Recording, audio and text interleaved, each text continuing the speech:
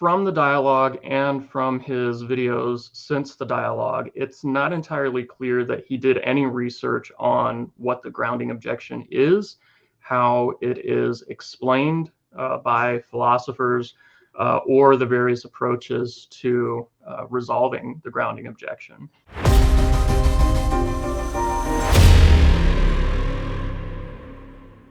Big studio, we went through the key issues in regards to the fatal flaw of Molinism, which is the grounding objection and where this knowledge comes from.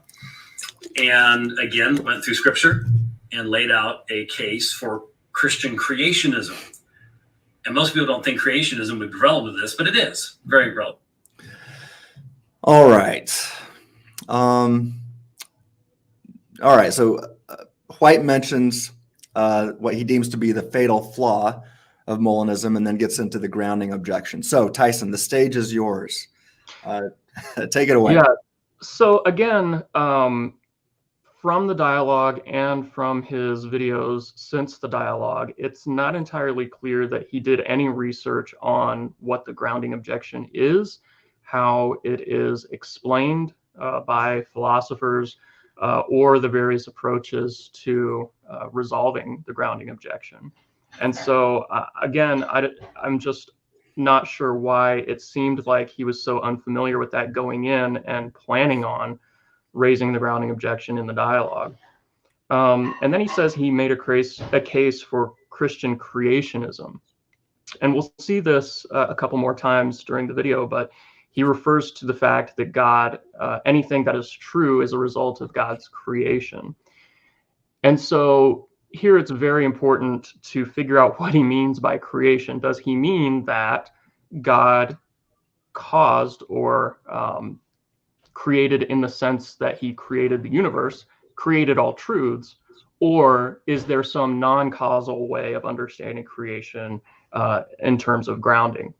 And so that's going to be very important for him to clarify in the future if we're going to get a handle on what he means. And if he means one thing, that God causes the creation ex nihilo of all truths, then we're going to run into some very problematic theological issues. Mm-hmm. So let's see. Did you get that text I sent you earlier of Dr. White's tweet at me? Yeah. Okay, so let me see here.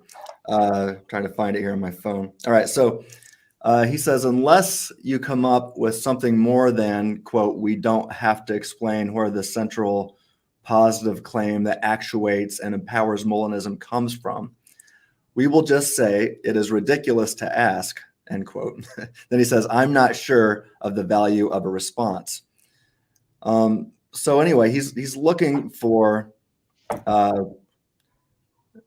don't know, how would you answer him in this?